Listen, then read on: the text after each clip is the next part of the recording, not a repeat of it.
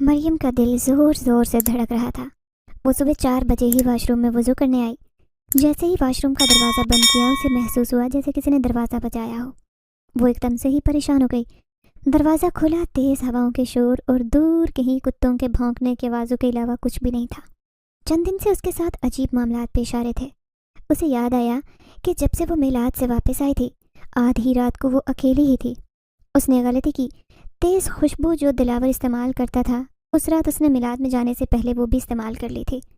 اماں نے منع بھی کیا کہ یہ خوشبو استعمال نہ کیا کرو مریم، اور رات کو کسی محفل میلاد میں جانے کی ضرورت نہیں ہے۔ لیکن مریم کو جب کوئی پیار سے بلاتا وہ کسی کو انکار نہیں کر سکتی تھی، اور پھر وہ تو اس کی بہت اچھی سہیلی تھی۔ ناز کی امی عمرہ کر کے آئی تھی، تبھی تو اس نے محفل میلاد رکھوائی تھی۔ مریم نہ صرف بہترین تلاوت کیا کرتی تھی بلکہ وہ میلاد بھی بہت خوبصورتی سے پڑھتی تھی۔ اس کی خوبصورت آنکھوں میں خود بخود آنسو آ جاتے جب وہ ذکر مصطفیٰ کرتی۔ اس دن وہ ناز کے گھر سے واپس آ رہے تھے جب اس کی امی کہنے لگی، مریم بیٹی، 3 گلی دور تمہارا گھر ہے، میں کسی سے بول دیتی ہوں وہ تمہیں چھوڑ کر آ جائے۔ ناز کے ابو بیمار رہتے تھے، جبکہ اس کے علاوہ ان کے گھر میں کوئی دوسرا مرد بھی نہیں تھا۔ مریم نے خوش دلی سے منع کر دیا، نہیں خالہ، میں چلی جاؤں گی۔ اس نے اس وقت کا احساس نہیں کیا 11:30 بج رہے تھے۔ کاش مجھے دلاور لینے آ جائے، اس نے دل ہی دل میں سوچا، لیکن دلاور اتنا نیک نہیں تھا، اسے اپنے دوستوں سے ہی فرصت نہیں تھی، وہ بہن کا احساس کیا کرتا۔ ناچار وہ خود ہی اکیلی ناز کے گھر سے نکل آئی۔ اس گلی میں سے گزرتے ہوئے اسے ایک عجیب سا احساس ہوا۔ اس کالونی کا بچہ بچہ جانتا تھا کہ یہ گلی کس وجہ سے مشہور ہے۔ سب سے بڑی وجہ یہ پیپل کا پیڑ تھا جس سے رات کو آنے والی عجیب و غریب آوازیں لوگوں کو اس گلی سے گزرنے سے بھی منع کرتی تھی۔ لیکن مریم کی مجبوری تھی۔ دل ہی دل میں آیت الکرسی کا ورد کرتی وہ تیزی سے یہاں سے گزرنے لگی۔ مریم رکو ذرا۔ اچانک اسے محسوس ہوا جیسے اسے کسی نے پیچھے سے آواز دی ہے۔ وہ پلٹی تھی اور شاید اس کا پلٹنا ہی اس کی سب سے بڑی غلطی تھی۔ ایک سایہ تیزی سے مریم کے پاس سے گزر کر آگے کی طرف گیا تھا۔ اس کے وجود میں ایک سنسنی دوڑ گئی۔ اس گلی میں مریم کے لگائے ہوئے پرفیوم کی خوشبو چاروں طرف پھیلی ہوئی تھی۔ اسے لگ رہا تھا جیسے اس کے قدم منجمد ہو گئے، اٹھنے سے انکاری ہیں۔ وہ بھاری قدم لیے تیز تیز گھر جانے کی کوشش کر رہی تھی، لیکن اسے اس سفر میں وہ ہانپنے لگی تھی جیسے میلوں کا سفر طے کر کے آئی ہو۔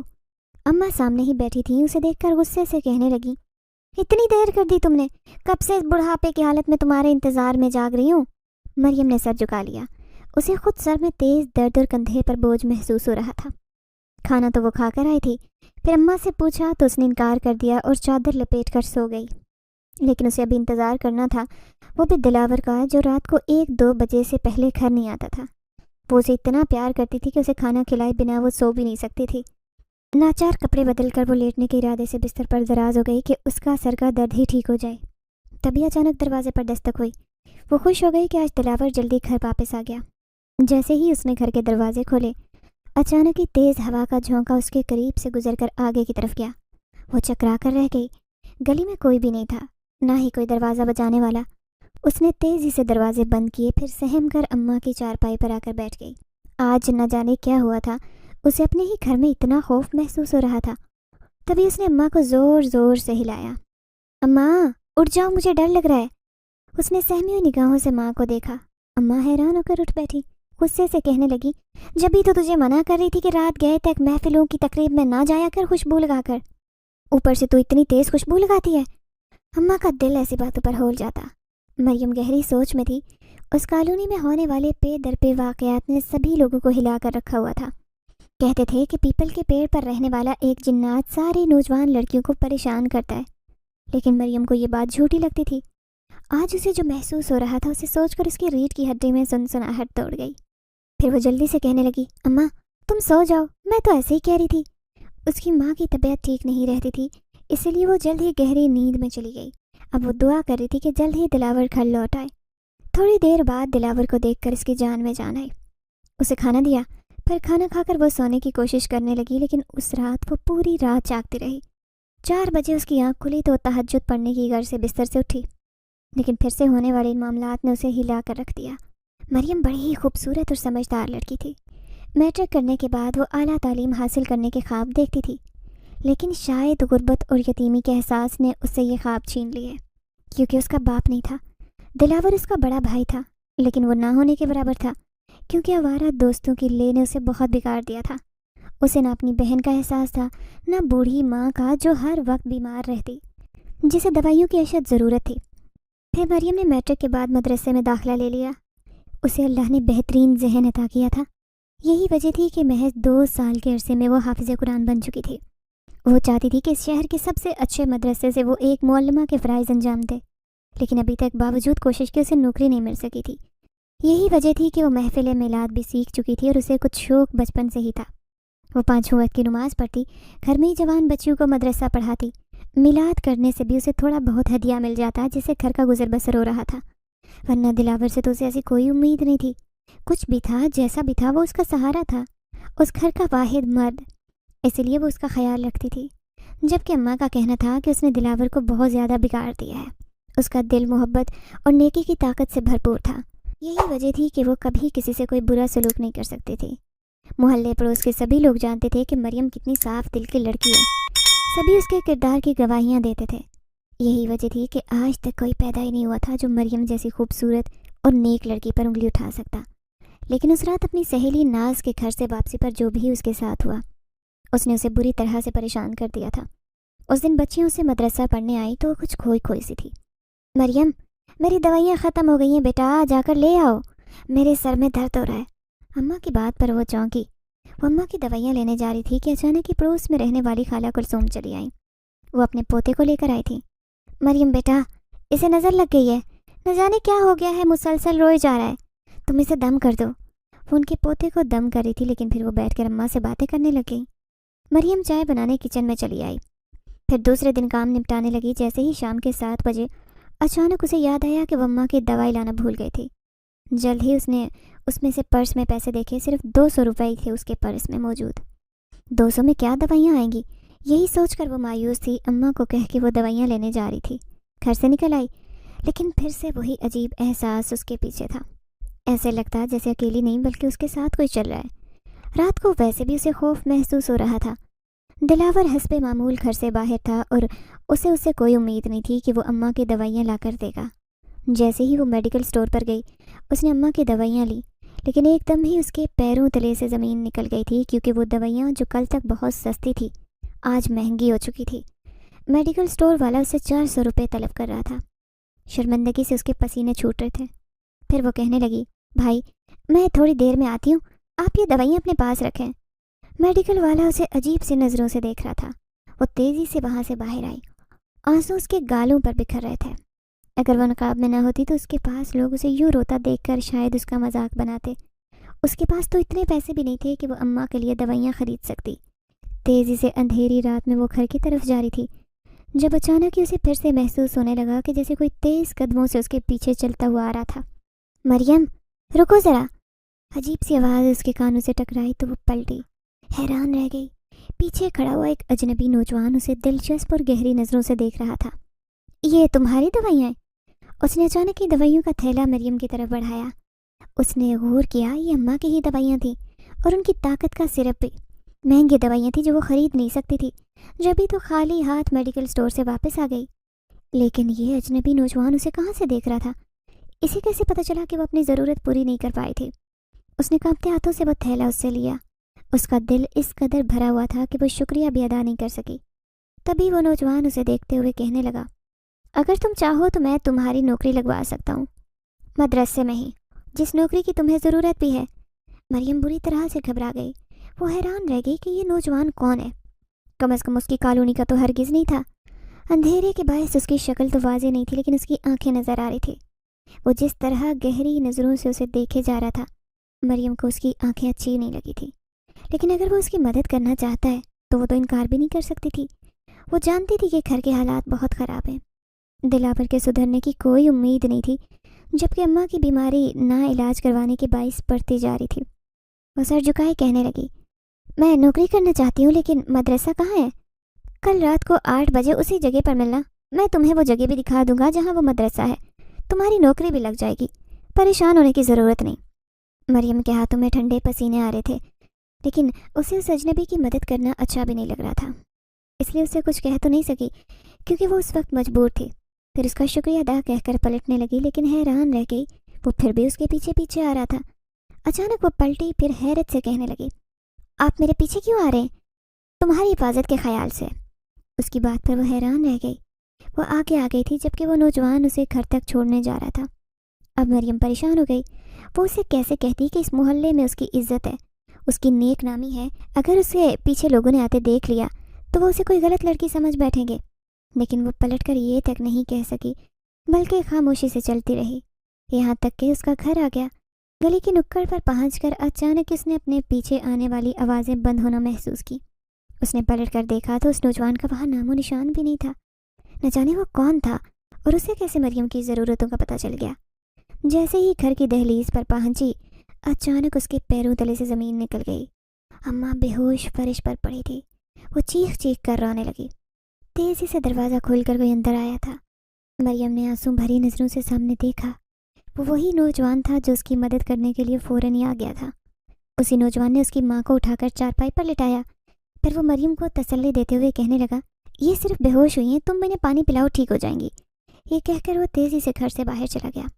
तभी दिलावर चंद लम्हे बाद घर में दाखिल हुआ। उसकी हालत अजीब हो रही थी, जैसे वो नशा करके आया हो। मरियम ने गुस्से से उसकी तरफ देखा। तुम्हें मालूम भी है कि अम्मा की क्या हालत हो गई थी? मैं दवाइयाँ लेने चली गई और अम्मा पीछे से बेहोश हो गई।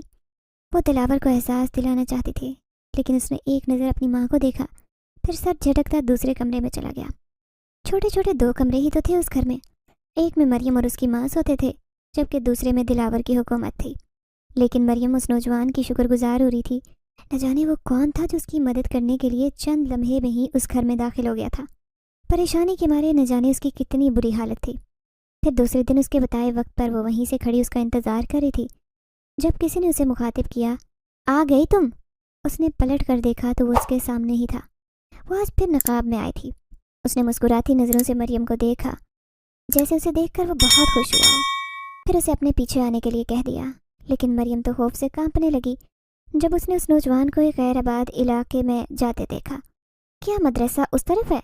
वो धीरे से लहजे में उससे पूछ रही थी। उसने सर हिलाया, फिर कहने लगा, हाँ मदरसा यहीं पर है, मैं तुम्हारी नौकरी के लिए वहीं पर लेकर तुम्हें जा रहा हूँ। मरियम हैरत से कहने लगी, लेकिन यहाँ तो कोई आबादी नहीं है और मदरसा रात को ही क्यों खुलता है, जबकि हमारे इलाके में तो सब दिन में पढ़ाते हैं। वो अंदर से डर रही थी ये सोच कर के रात को यहाँ कैसे आया करेगी, जबकि उसे घर से निकलने की इजाज़त भी नहीं थी। तभी उसने पलटकर गहरी नज़रों से मरियम को देखा और कहने लगा, ये मदरसा रात को ही खुलता है, लेकिन तुम फिक्र ना करो, तुम्हारी तनख्वाह इतनी अच्छी होगी कि तुम खुद ही रात को आने पर राज़ी हो जाओगी। मरियम ये सुनकर खामोश हो गई। काफ़ी देर चलने के बाद बिलाखिर उसे अचानक ही बच्चों के तेज़ तेज़ कुरान पाक पढ़ने की आवाज़ें आने लगीं, जैसे बहुत सारे बच्चे मिलकर शोर कर रहे हों। ये देखकर उसकी जान में जान आई। उसके सामने ही एक इमारत थी, लेकिन इमारत को देखकर ऐसे लगता जैसे वो सदियों पुरानी हो। उसमें कई मंजिल पे तामीर की गई थी, लेकिन उसकी ईंटें बहुत सख्त हो रही थीं। उस इमारत को देखकर वो हैरान रह गई। ऐसे लग रहा था जैसे मुगलिया दौर की कोई बहुत बड़ी हवेली बनाई गई हो, जिसमें पे दर पे कमरे थे। जैसे ही वो अंदर आई तो हैरान रह गई। सफ़ेद रंग के लिबास में मलबूस कई औरतें यहाँ वहाँ घूम रही थी, और बच्चे बच्चियाँ जिन्होंने सफ़ेद रंग का ही लिबास पहन रखा था, वो सब एक लाइन में बैठे कुरान पाक हाथ में लिए ज़ोर ज़ोर से पढ़ रहे थे। ये मंजर ख्वाबनाक महसूस हो रहा था। मरियम खुश हो गई, लेकिन औरतों ने उसे अजीब सी नज़रों से देखा, जैसे उन्हें मरियम के यहाँ आने से खुशी नहीं हुई। सब लोग इतने अजीब से क्यों हैं? मरियम ने दिल में सोचा। तभी उस नौजवान ने इशारे से किसी औरत को साथ बुलाया और उसके कान में सरगोशी करते हुए कुछ कहने लगा। औरत ने उसकी बात सुनकर इनकार कर दिया। मरियम खुश हो रही थी कि उसे यहाँ नौकरी मिल जाएगी, तनख्वाह चाहे जितनी भी हो। तभी नौजवान उसके पास आया और कहने लगा, वो तुम्हें यहाँ रखने से इनकार कर रहे हैं। ये सुनकर तो उसके होश उड़ गए। वो बहुत मायूस हो गई, लेकिन नौजवान उसे तसल्ली देते हुए कहने लगा, फिक्र ना करो, एक दूसरा काम कर सकती हो। अगर तुम हमारे 3-4 बच्चों को घर पर ही पढ़ाओ तो तुम्हें तनख्वाह भी उतनी ही मिलेगी जितनी यहाँ पढ़ाने की। अब मरियम सोच में पड़ गई। फिर वो दिल ही दिल में खुश हो गई, ये सोच करके कि उसे घर से बाहर भी नहीं निकलना पड़ेगा, बल्कि बच्चे खुद ही उसके पास आ जाया करेंगे। उसने फ़ौरन अपनी रजामंदी दे दी। नौजवान कहने लगा, मैं तो चाहता था कि तुम इसी मदरसे में पढ़ाओ, क्योंकि तुम इंतहाई खूबसूरत आवाज़ में तिलावत करती हो। मरियम सर झुकाकर कहने लगी, बस रब की अता करदा नेमत है मेरे पास, और तो इसके अलावा कुछ भी नहीं। तुम्हारे पास बहुत कुछ है। अचानक ही नौजवान की बात पर उसके दिल में अजीब सी खलबली मची थी। न जाने क्यों से वो ऐसे देखता है। उसे कुछ शर्म सी महसूस हुई। फिर उस नौजवान ने उसे घर के नुक्कड़ पर छोड़ दिया, लेकिन मरियम ने पलट कर देखा तो हैरान रह गई। वो अभी तक वहीं खड़ा उसे देखे जा रहा था। घबरा कर जल्दी से वो घर आ गई। उसने माँ की तबीयत को देखा। अम्मा अब कुछ बेहतर लग रही थी। दवाई ना होने की वजह से उनकी हालत ऐसे ही बिगड़ जाती। दिलावर हस्बे मामूल घर पर ही नहीं था। वो किचन में आकर अम्मा के लिए दलिया बनाने लगी, लेकिन ये देखकर उसे मायूसी हुई कि किचन में सारा राशन खत्म होने वाला है। वो फिक्रमंद हो गई। उनके घर में फाकों की नौबत थी। दूसरे दिन वो इंतज़ार करती रही, लेकिन बच्चे ना आए। वो मायूसी की हदों को छूने लगी। मोहल्ले पड़ोस के जो बच्चे उसके पास पढ़ने के लिए आते थे, उसे कोई मुआवजा या हदिया न देते। हालांकि वो किस कदर ज़रूरतमंद थी, काश उनके हालात कोई जान सकता। निखट्टू भाई ने उनके पूरे घर को बर्बाद कर दिया। रात के 9 बज रहे थे जब अचानक दरवाजे पर दस्तक हुई। उसके साथ अम्मा भी चौंक गई थी कि कौन है दरवाजे पर। शायद दिलावर आ गया है। दिलावर का इतनी जल्दी आना मुमकिन नहीं था। तभी मरियम ने जैसे ही दरवाज़ा खोला तो हैरान रह गई। 3 सफ़ेद लिबास वाले बच्चे उसके घर की दहलीज पर खड़े थे। उनके हाथों में सिपारे थे। तीनों की आंखें सफ़ेद थी। जब मुसलसल वो मरियम को देख रहे थे। हमें यूसुफ ने भेजा है। उन्होंने किसी का नाम लिया। वो हैरत से सोचने लगी कि यूसुफ कौन। तभी उसे याद आया कि शायद उसी नौजवान का नाम यूसुफ है। खुश होकर वो कहने लगी, जल्दी आओ, मैं तुम्हें पढ़ाती हूँ। उसने तीनों बच्चों को दिलावर के कमरे में बिठाया, लेकिन तीनों बच्चों ने नाक मुंह चढ़ाना शुरू कर दिया। वो एक दूसरे से कहने लगे, यहाँ अजीब सी बदबू आ रही है। मरियम शर्मिंदा हो गई। वो यहाँ की सफाई तो करती थी, लेकिन दिलावर से उसे किसी सफाई की उम्मीद नहीं थी। फिर वो कहने लगी, अच्छा हम सहन में बैठते हैं, लेकिन रात का वक्त है, तुम्हें डर तो नहीं लगेगा? और तुम अकेले कैसे आ गए? मरियम बड़े प्यार से बच्चों से पूछ रही थी। तभी वो लड़की, जिसकी आंखें काली स्याह और अंधेरे में चमक रही थी, मरियम को देखते हुए कहने लगी, अकेली नहीं बल्कि यूसुफ भाई छोड़ गए। वो बाहर ही खड़े हैं। उसके चेहरे पर मायने खेज मुस्कुराहट थी। मरियम हैरान रह गई। फिर वो सोचने लगी कि उसे यूसुफ को अंदर आने के लिए कहना चाहिए। आखिर उसकी वजह से उसे इतना अच्छा काम मिला है, वो भी कुरान पढ़ाने का, जो बचपन से उसकी ख्वाहिश थी। उन तीनों बच्चों को सबक याद करने का कहकर वो बाहर आई और चुपके से दरवाज़ा खोला, लेकिन कोई नज़र नहीं आया। शायद बच्चों ने उसे झूठ कहा था। उसे बच्चों पर गुस्सा आया, लेकिन पहला दिन था, इसलिए वो उन पर गुस्सा करके अपने लिए शिकायत का मौका नहीं देना चाहती थी। कहीं बच्चे नाराज़ होकर उसके पास पढ़ने से आने के लिए इनकार न कर दें। काफ़ी देर वो बच्चों को पढ़ाती रही। तीनों बच्चे पढ़ने में अच्छे थे। फिर दूसरा बच्चा अपने साथ बैठे बच्चे से कहने लगा, हमें तो मदरसे में ही अच्छा लगता है पढ़ाई करना, पता नहीं यूसुफ भाई ने ज़बरदस्ती यहाँ क्यों भेजा। मरियम शर्मिंदा हो गई। तीनों बच्चे उसे तेज़ नज़रों से देख रहे थे, जैसे यहाँ आने पर उन्हें गुस्सा हो। फिर अचानक तीनों उठे और कहने लगे, यूसुफ भाई हमें लेने आ गए, हम जा रहे हैं। वो तीनों तेज़ी से घर से निकल गए। मरियम उन्हें आवाज़ें देती रह गई, क्योंकि दरवाजे पर तो कोई नहीं था। वो जैसे ही गली में निकल कर देखने लगी तो हैरान रह गई। तीनों का नामो निशान नहीं था। वो साकत खड़ी थी। चंद सेकंड की देर हुई थी। वो बच्चे कहाँ गायब हो सकते थे? खाली नज़रों से वो गली को देख रही थी, जहाँ सिवाय सन्नाटे और काले अंधेरे के कुछ नहीं था। तभी अचानक उसकी नज़र दरवाजे के बाहर रखे एक थैले पर पड़ी तो वो हैरान रह गई। ये थैला यहाँ किसने रखा? थैले को घसीटते वो बमुश्किल अंदर लाई।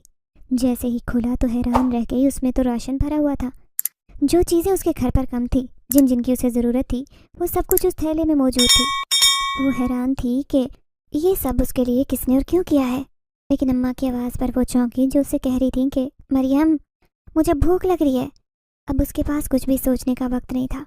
जल्दी जल्दी वो अम्मा के लिए दलिया बनाने लगी। खुदा का लाख शुक्र अदा कर रही थी, जिसने इस बुरे वक्त में उनकी मदद की थी। फिर वो तो जैसे रोज़ाना का मामूल शुरू हो गया। वो बच्चे तीनों उसके पास पढ़ने आने लगे। जैसे ही 10 दिन हुए, अचानक वो बच्ची जो उसके पास पढ़ने के लिए आती थी, वो उससे कहने लगी, यूसुफ भाई तुमसे शादी करना चाहता है।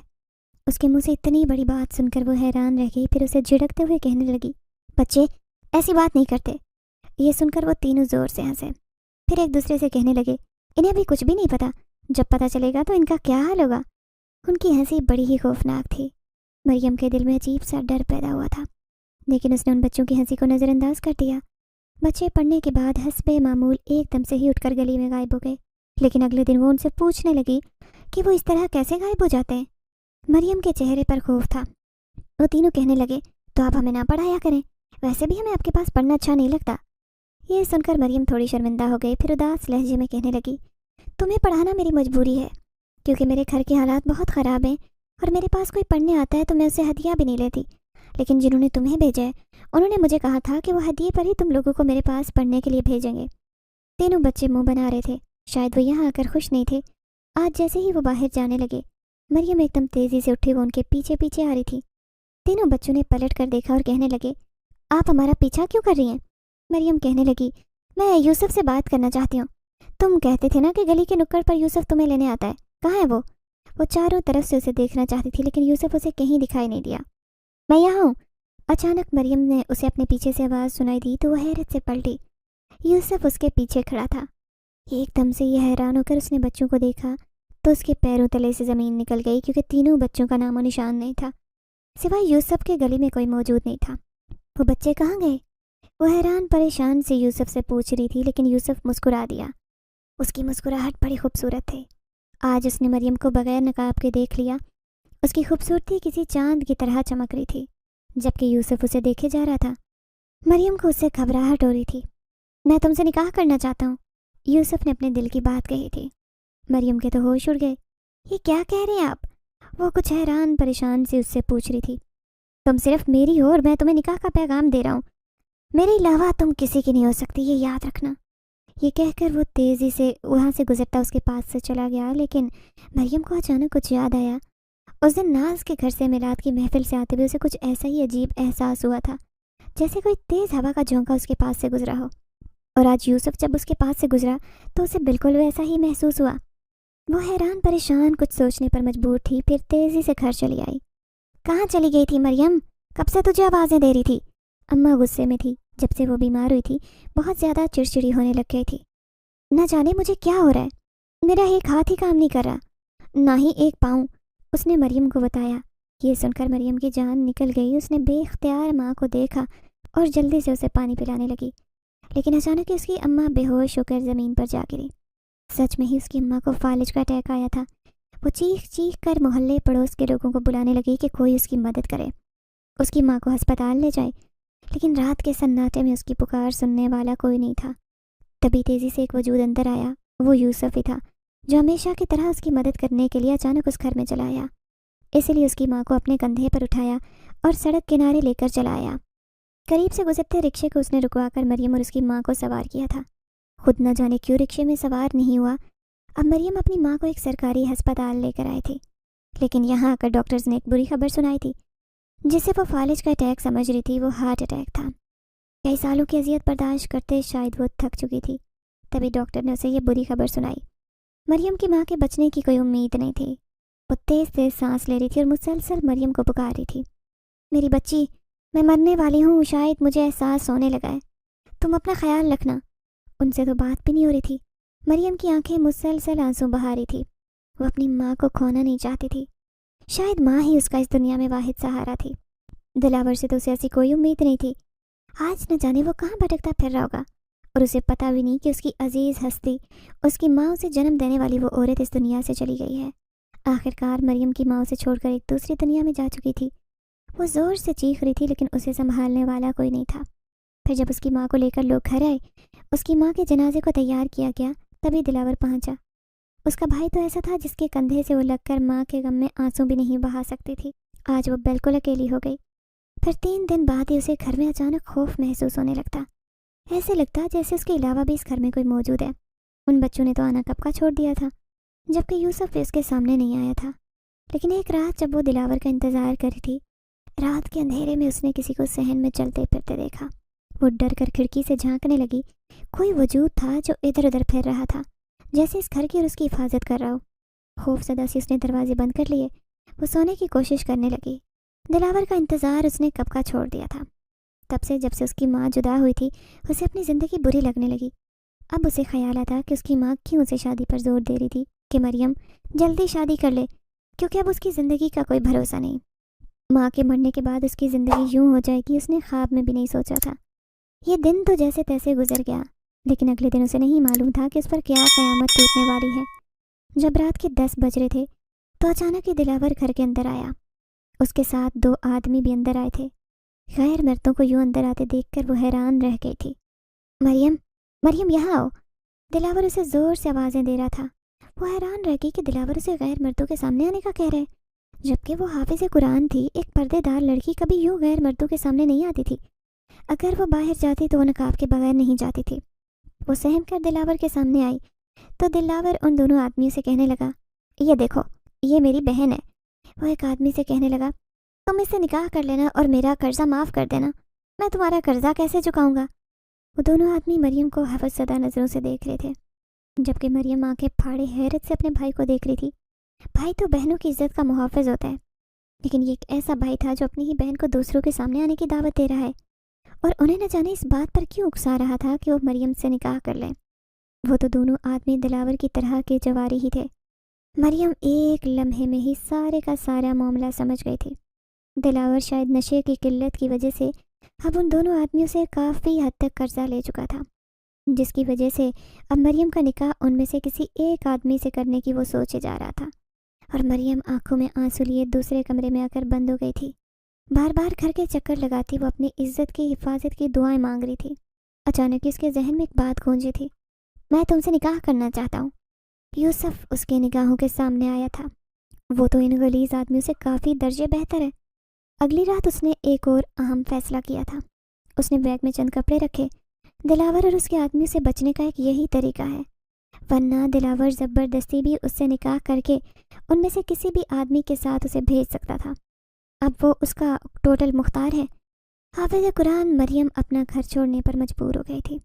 اب وہ اپنے گھر سے بہت دور آ گئی تھی، کسی شیلٹر ہوم، کسی یتیم خانے کی تلاش میں، جہاں وہ کچھ عرصے کے لیے ہی صحیح مگر پناہ لے سکے۔ وہ جانتی تھی کہ اس شہر میں بہت سارے ایسے ادارے ہیں جو یتیم، غریب اور نادر لڑکیوں کو پناہ دیتے ہیں۔ تیز تیز قدموں سے چلتے ہوئے وہ اس علاقے کی طرف آ گئی تھی جہاں پر آبادی کا نام و نشان بھی نہیں تھا۔ کہیں وہ راستہ تو نہیں بھول گئی؟ کچھ پریشان سی ہوتی وہ ادھر ادھر دیکھنے لگی۔ یہاں کسی بھی انسان کا نام و نشان نہیں تھا۔ وہ سہم کر ادھر ادھر بھٹکتے ہوئے تیزی سے آگے کی طرف جانے لگی، جہاں جھاڑیوں اور درختوں کے جھنڈ نے آگے کا راستہ بالکل بند کر رکھا تھا۔ اس سے پہلے کہ وہ پریشانی اور حالات سے مجبور ہو کر وہیں پر گر کر بے ہوش ہو جاتی، اچانک اس کے کانوں میں اذان کی آواز آئی تھی۔ وہ حیران رہ گئی کہ یہاں پر تو کوئی مسجد وغیرہ بھی ہے۔ تیزی سے اس آواز کی طرف قدم اٹھائے تو اس کے دل میں ایک خوشی کا احساس جاگا تھا۔ سامنے ہی ایک مسجد تھی، بالکل سفید رنگ کی، جو بہت خوبصورت تھی۔ اتنی خوبصورت مسجد اس نے اپنی زندگی میں نہیں دیکھی تھی۔ وہ جلدی سے مسجد کی طرف چلی آئی، لیکن یہ سوچ کر رک گئی کہ اندر بہت سارے نمازی بھی ہوں گے۔ جیسے ہی وہ اندر جھانکنے لگی تو حیران رہ گئی۔ مسجد بالکل خالی تھی، لیکن اذان کی آواز اسی مسجد کے اندر سے آ رہی تھی۔ پھر اس نے ٹھنڈے پانی سے وضو کیا اور اپنے لیے خدا سے مدد طلب کرنے لگی۔ وہ باہر صحن میں ہی بیٹھ کر رب کے حضور آنسو بہا رہی تھی کہ اچانک اسے اندر ایک آدمی نماز پڑھتا ہوا نظر آیا، جس نے سفید رنگ کا لباس پہن رکھا تھا۔ جیسے ہی اس آدمی نے سلام پھیرا اور مریم کی طرف رخ موڑ کر پلٹا تو مریم کے پیروں تلے سے زمین نکل گئی، کیونکہ وہ آدمی کوئی اور نہیں بلکہ یوسف تھا، جو آج بڑا ہی پر نور چہرہ لیے اس کے سامنے تھا۔ وہ حیرت سے دیکھ رہی تھی، اس مسجد میں اس کا سامنا یوسف سے ہوگا اس نے خواب میں بھی نہیں سوچا تھا۔ وہ 2 قدم چلتا اس کے سامنے آیا۔ میں سوچ بھی نہیں سکتا تھا کہ میری دعا یوں قبول ہوگی۔ وہ بڑا خوش لگ رہا تھا۔ مجھے تم سے عشق تھا، میں تم سے نکاح کرنا چاہتا ہوں۔ یوسف نے ایک ہی لمحے میں اسے حیران کر دیا۔ پھر وہ کہنے لگی، لیکن تم کہاں رہتے ہو؟ تم کون ہو؟ میں تمہارے بارے میں جاننا چاہتی ہوں۔ وہ اس سے نکاح کے لیے تیار تھی، لیکن اس سے پہلے سب کچھ جاننا چاہتی تھی۔ وہ مایوس نظر آنے لگا۔ میری سچائی جاننے کے بعد تم کبھی مجھ سے نکاح پر راضی نہیں ہوگی۔ مریم حیران رہ گئی۔ وہ اس سے کہنے لگی کہ میں وعدہ کرتی ہوں کہ تم سے ہی نکاح کروں گی، لیکن پہلے اپنے بارے میں سب کچھ بتاؤ، اگر تم بعد میں مکر گئی تو۔ یوسف اسے غور سے دیکھ رہا تھا۔ مریم نے اس سے وعدہ کر لیا تھا کہ پھر جو بات یوسف نے اسے کہی اسے سن کر اس کے پیروں تلے سے زمین نکل گئی، جب وہ اس سے کہنے لگا کہ وہ کوئی انسان نہیں بلکہ ایک جن ذات ہے۔ اس دن وہ اس درخت پر موجود تھا جب مریم کو اس نے گزرتے ہوئے دیکھا۔ اس کے وجود کی خوشبو، اس کی پاکیزگی کو محسوس کر کے اس کے دل میں مریم کے لیے عشق پیدا ہو گیا تھا۔ وہ اس کا پیچھا کرتا اس کے سامنے آنے کی کوشش کرنے لگا، لیکن اندر سے خوف زدہ تھا کہ کہیں مریم اس کی سچائی جاننے کے بعد اس سے خوف زدہ نہ ہو جائے۔ اس لیے وہ ایک انسانی روپ لے کر اس کے سامنے آیا۔